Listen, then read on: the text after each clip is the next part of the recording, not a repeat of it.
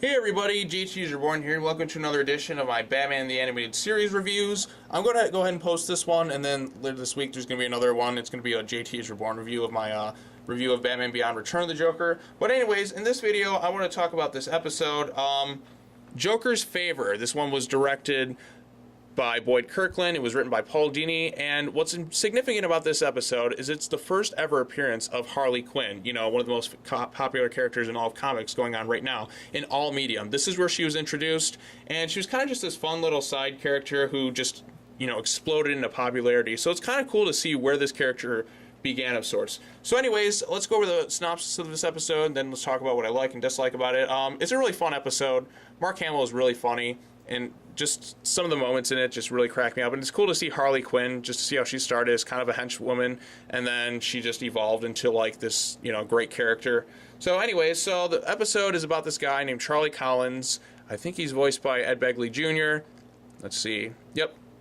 Ed Begley Jr. voices him. So anyways, he's just had a shitty day. You know, everything's just going wrong for this guy. He's just like, meatloaf again. Don't get a, you know, I don't get a raise. I don't get this. I don't get that.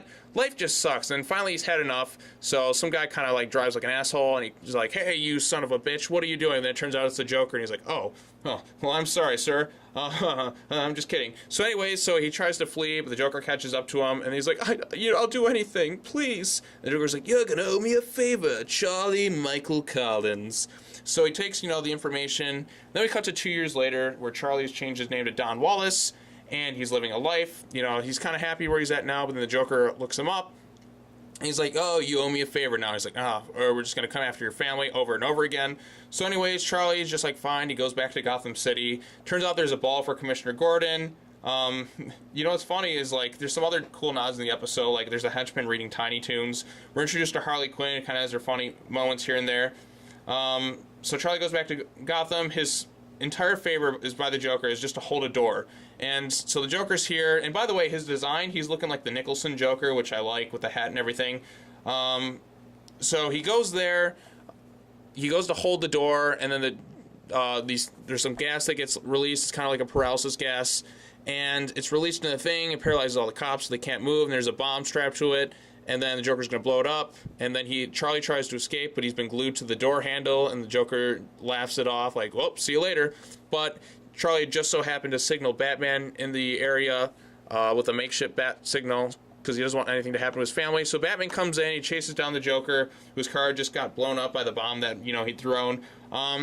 So Batman chases him through, like, this whole little thing, and then what's funny is with this little bit here, he goes into like this museum. Joker's like, everything's exactly like it is. Like this whole death trap thing was like completely accurate, which, by the way, is a major safety hazard going on here. So anyways, the Joker seemingly escapes, but then Charlie catches up to him, and Charlie is pretty much snapped at this point. He's like, it's gonna end, Joker, not with a duel with the Dark Knight, a battle between you and me.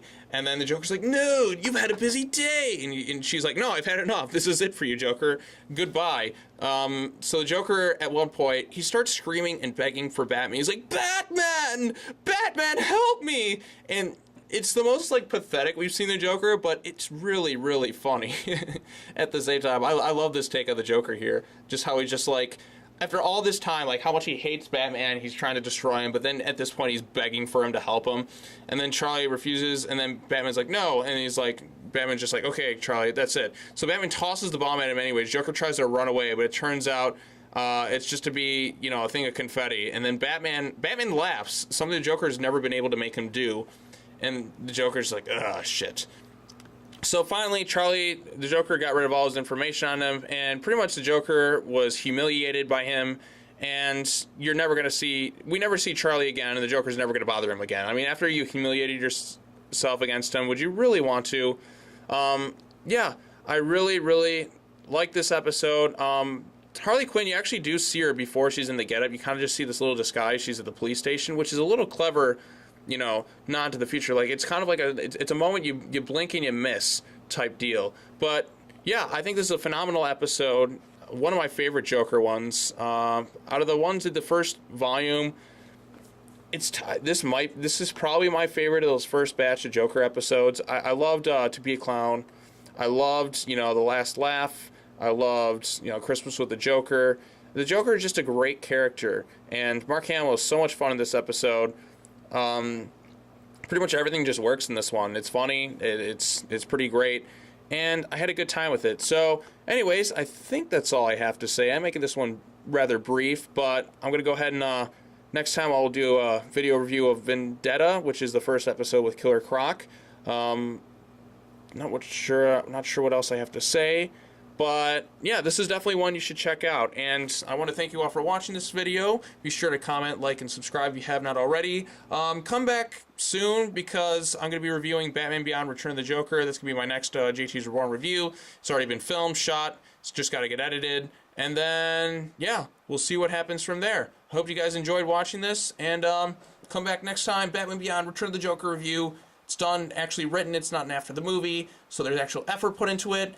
I mean, not that I don't try and put a little effort into the after the movies with how I talk, but just want it to be more meaningful. So, yep, that's all I have to say. Thanks for watching.